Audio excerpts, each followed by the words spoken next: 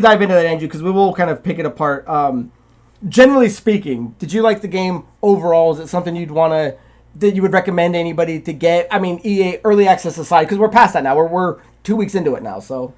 I would say, and again, this predicates on the fact that you have to like Star Wars, because if you like Star Wars, it is definitely a game worth playing, because I liked it. I don't know that it is worth it to get it right now with all the other bugs and stuff like that in here. I would say the only way it's worth it, and what I even had my cousin do, we should have done, but I didn't even realize it, is that you can subscribe to Ubisoft Pro on there and download this, and that only costs you $20, and so this is a free game in their vault. And I don't know if this is the first game they've done that with a day-and-date title, almost like how like Game Pass does stuff like that, because that, then I could totally live with the rest of the stuff. But, and you and me, we split a game, but if I paid $70 for this, I don't know that I'd feel bummed out, but I wouldn't be too hyped on it, really. What about yourself? I think they may have done it with Mirage.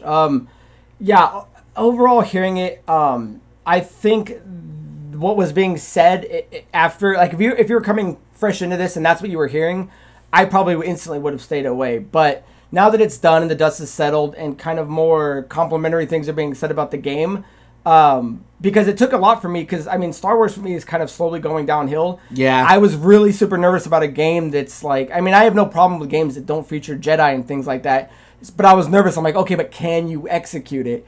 And after it's all said and done, I think overall, I like the game. So, I like it. I think maybe I would just wait for them to iron things out, or maybe like a price drop or something. Yeah, I would definitely. I mean, if you're going into, I would definitely wait till Christmas, and this thing will be $40 cheaper, or it will be $20 cheaper. Buy it at the $40 price point, I think, and because it is the definite. I mean, it's a good game. It's but when Andrew and I share price, it's like, oh, it was perfect for $35. Yeah, so. or that Ubisoft Premium, yeah, $20. How could you not? But I mean, let's get into what we didn't like.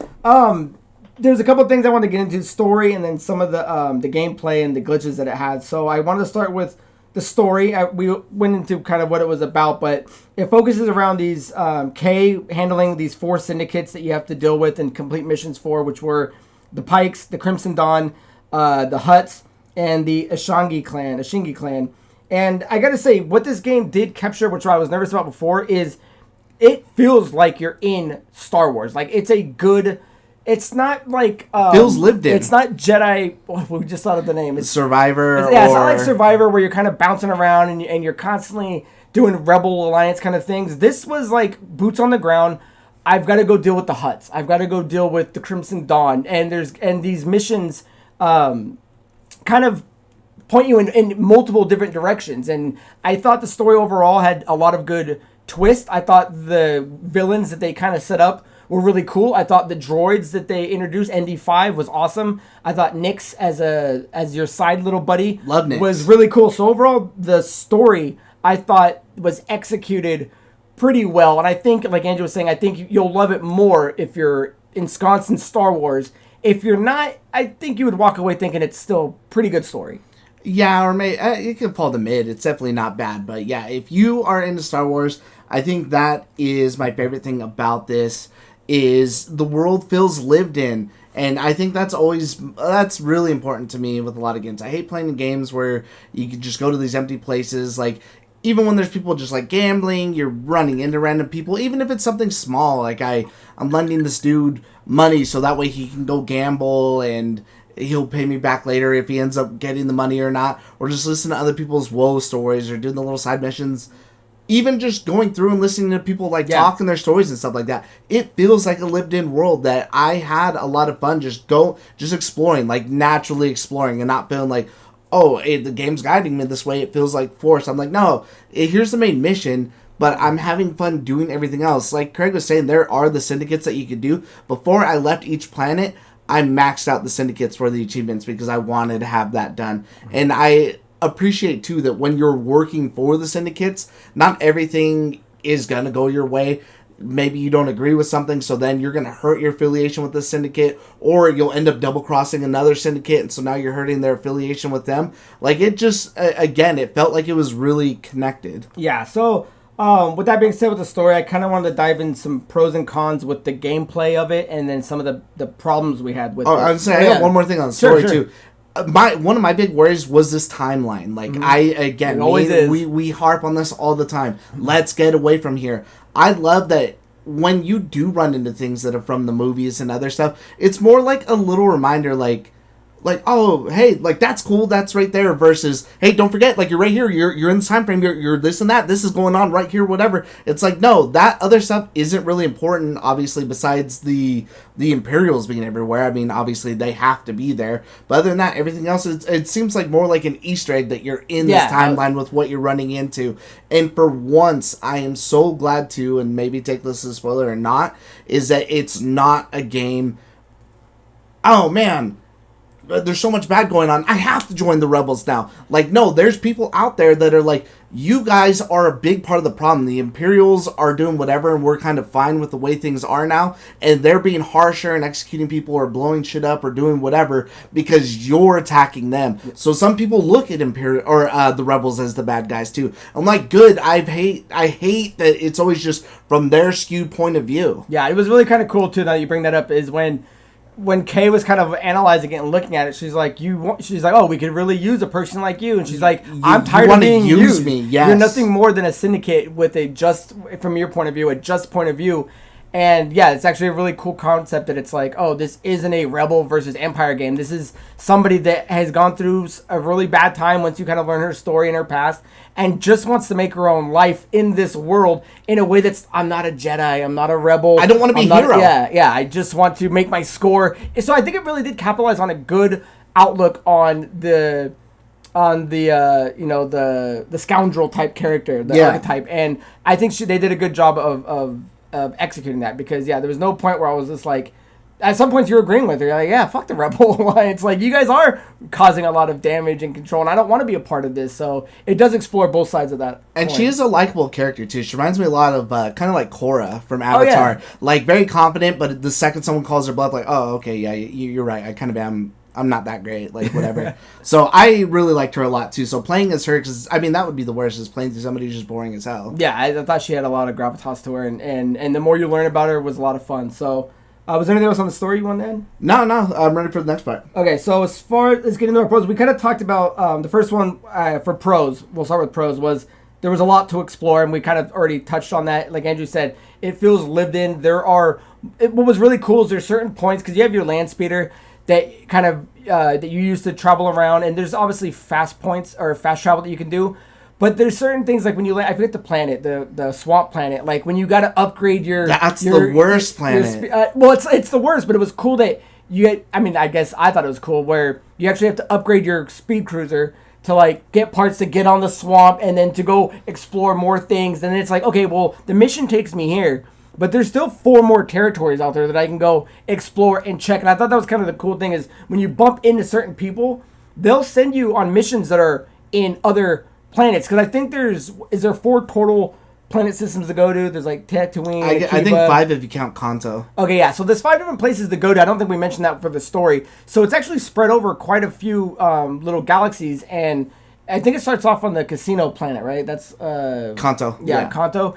And I thought it was really cool that the outside of the main storyline, just picking up missions can take you to these other places where normally you might have been like, oh, I don't need to go over there, but you're like, oh wait, I do need to travel over there because I need to go get this part to upgrade this gun.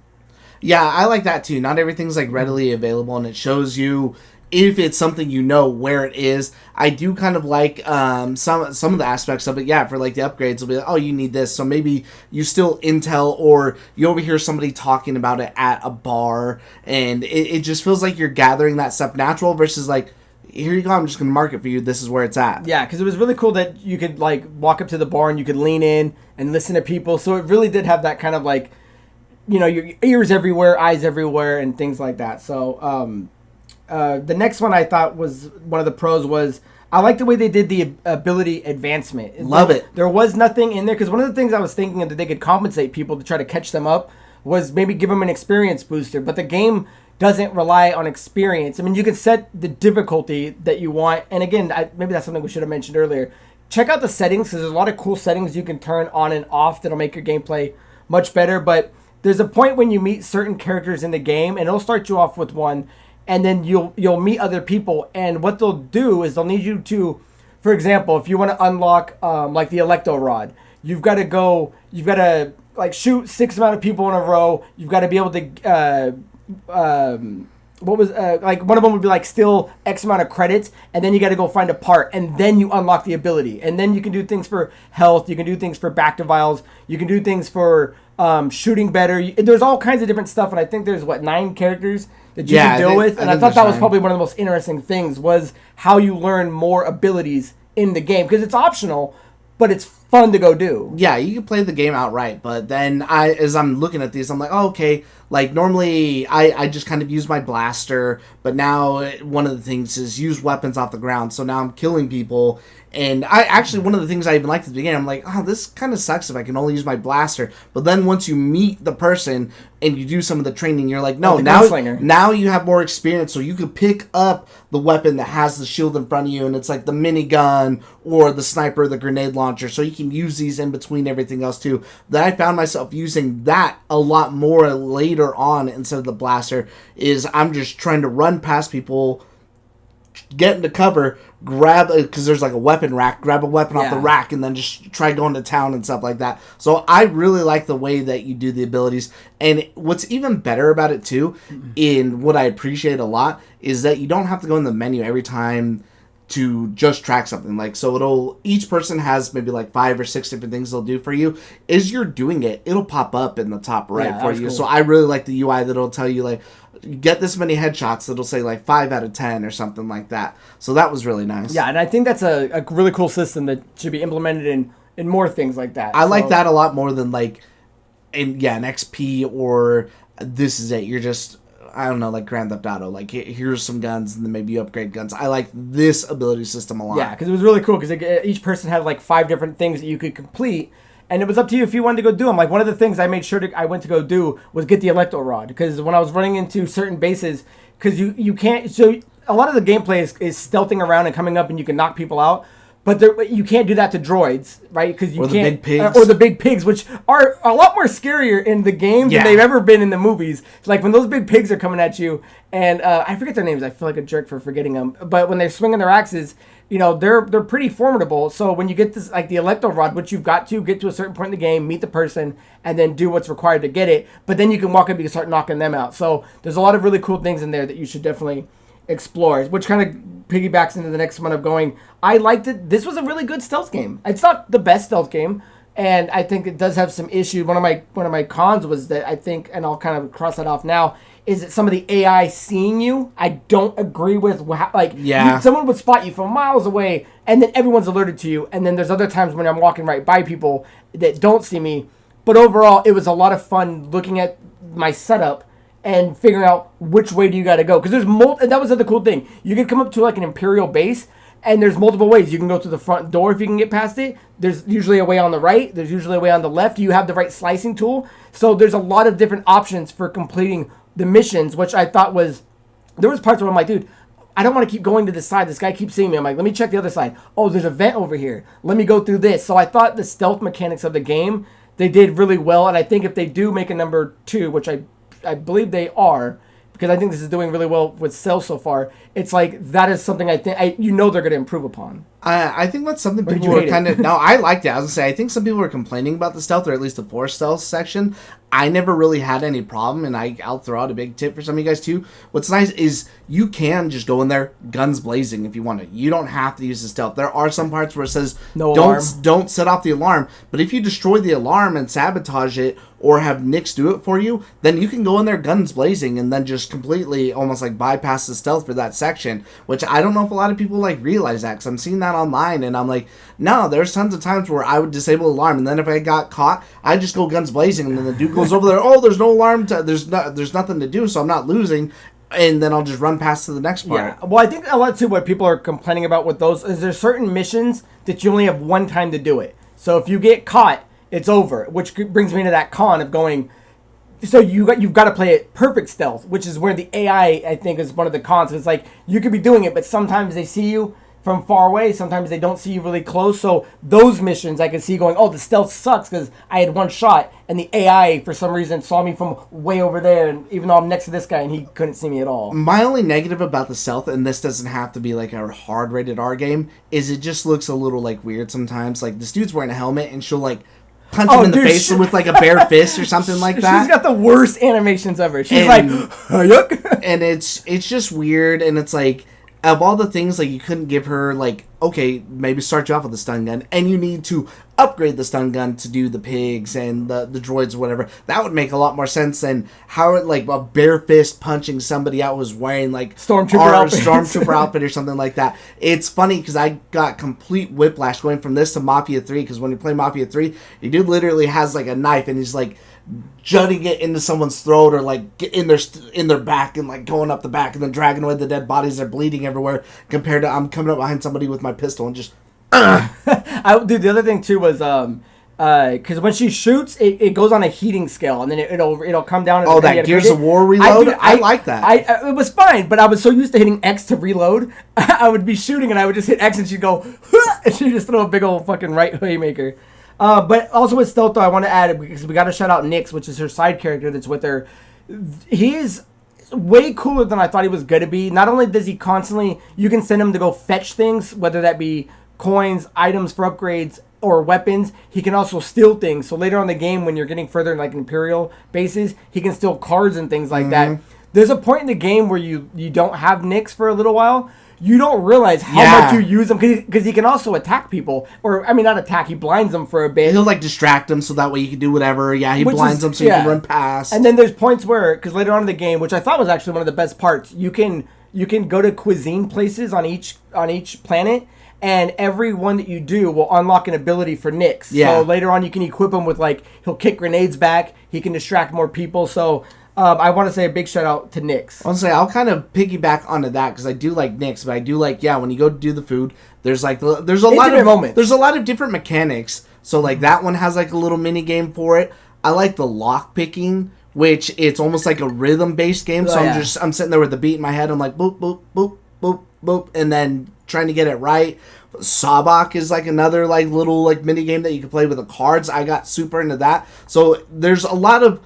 I like that it just doesn't feel like it's like QTE Central. Like a lot of the different things you're doing, it feels like there's a rhythm or a point to it, and it felt good to do versus like, oh, here, let me block this punch, so now I can throw my haymaker or something like that. There's a slicing thing too, and I turned off to just auto do it because I didn't want to do it. Did you ever do the slice like little puzzle game you have to do? Oh, with the symbols? Yeah. Big thing that I did, and I told my cousin turned too. That off. No, I didn't know you. Oh, I forgot that you can set the auto success. No, because I wasn't dealing with for that. Slicing, I liked it. I thought slicing was fun. So what you do, I was like, I can't read these fucking symbols. I don't know what they are. I switched them to numbers. Once I switched it over to numbers, it clicked for me instantly. It made so much more sense. And so playing it was almost like Wordle. And I love doing that so much more that I'm trying to figure out these number like algorithms to go through.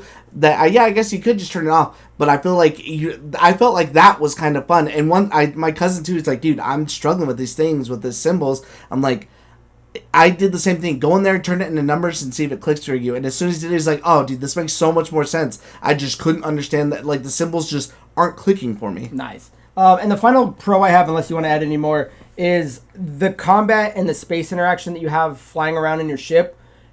Space combat's great. It's not the best in the world, but it was infinitely better than Starfield. I had so much more fun flying around my ship and upgrading it and shooting and things like that. So I did want to give a tip of the hat that they did a really good job. In a game that was kind of supposed to be more boots on the ground, they added a really good space combat system, which, again, it's like looking at Starfield. I mean, I know Starfield's gotten better, but when it came out, I'd argue that this was more fun than Starfield's space travel. So yeah, I thought it was great. No, it felt good. Like fighting and stuff like that. I actually really enjoyed it. I get a little sick though sometimes too, like when you auto lock onto somebody and they're flying past you, so you're like that's in a big circle. My equilibrium. Yeah. So is there anything else you wanted to say for pros?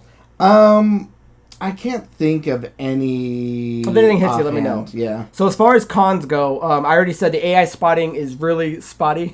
So we've already talked about that. A small con I would say was the weapons, it is cool that she's designated this blaster the whole time, and you can upgrade the blaster. It's got an actual laser hit. It's got a full auto, like electrical, and then a power shot. And then each of those has 2 different ways you can build the gun. So it is very, very dynamic. But as far as the other weapons, like Andrew was saying, you can pick up and start using bigger blasters and things like that. What wasn't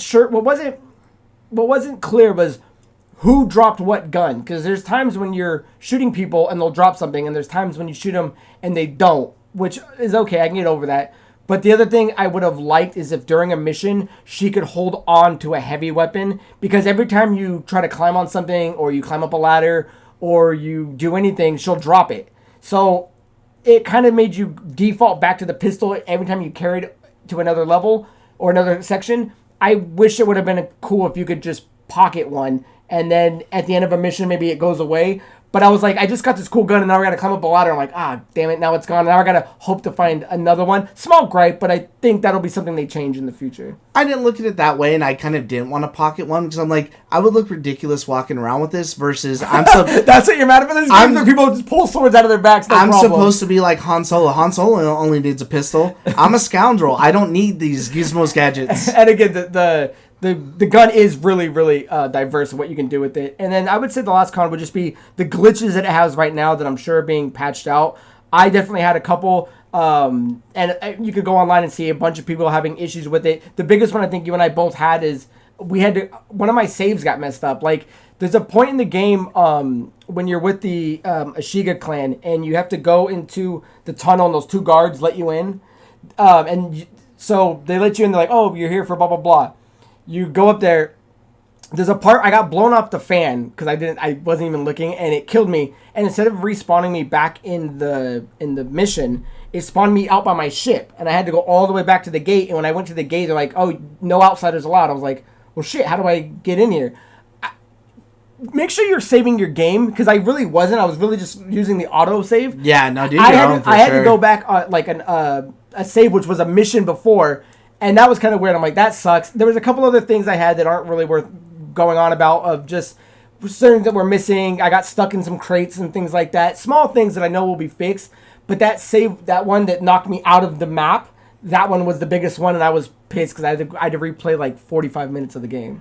My 3 big ones would be and I tried reloading, but then it kept doing it the rest of the game anyways, no matter what, is if I tried to sell, and took me a while before I realized there's a sell all junk at the bottom that you push Y, so you're selling like your random loot and stuff like that for money. So I'm pushing A on everything, and you hold A to confirm your purchase. My thing would not fill up. I would keep having to push A, and then eventually would sell the item. That would suck too. And so that was annoying before I figured out the Y thing, but then eventually when I would do the Y thing, it would also do the same thing where it wouldn't go, so I'm like, fuck, I keep having to push it a few times, but then eventually it would sell everything, and I'm like, dude, that was annoying. My other big one, only because it took me like a little while to figure out, and I even restarted the mission to come back and see if I could do it, is there's like a hut one where you're trying to rescue this guy Haas, who's part of this crew you're trying to get together, and as soon as you start talking to him during this cutscene, the game instantly crashes. It crashes right then and there. And it did the same thing to my cousin, yet he's like, hey, what did you do right here? I'm like, just skip the cutscene. Then I had to watch it on YouTube. If I skipped the cutscene, it was perfectly fine. And then my third, and this would be more of like a gripe too for a con, is at the beginning of the game, you get an achievement for just getting all the way negative with one of the groups. I did it with the Pikes. That first area is Pike Central. No, none of these guys had fucking Pike contracts. And my cousin had a really hard time because he did the same thing too. Because I maxed that one out first. Because when you max out your people, they give you cool outfits and stuff like that. So I went Crimson Dawn because theirs is black and gold. So theirs looked the coolest first.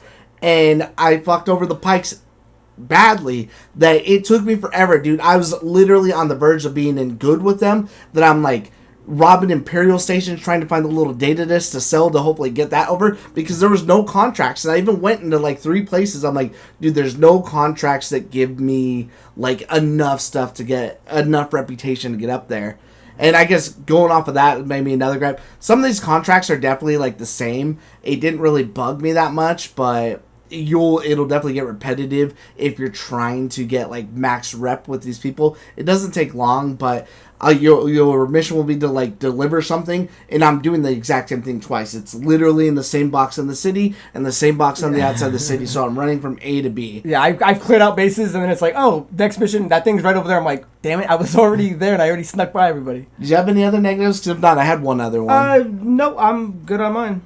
My last one is the game does look really good for a majority of the part, especially in the cutscenes or when you're out there on planets. They do set up special spots like benches and stuff where you can sit down and just check out the world and stuff like that. I found myself just standing there looking out into space or just, like that final area, except for that one I hated because you're always looking at the map because it's so confusing. The map that's confusing. I didn't like the map. I wish I had a straight line. But your chick outside of that sometimes, it's almost like she wouldn't load in properly or something, ends up looking like Rocky Dennis. Like her chin would literally be like a straight triangle with, or her head would be shaped like Zorak from fucking Space Ghost. Like a triangle faced head.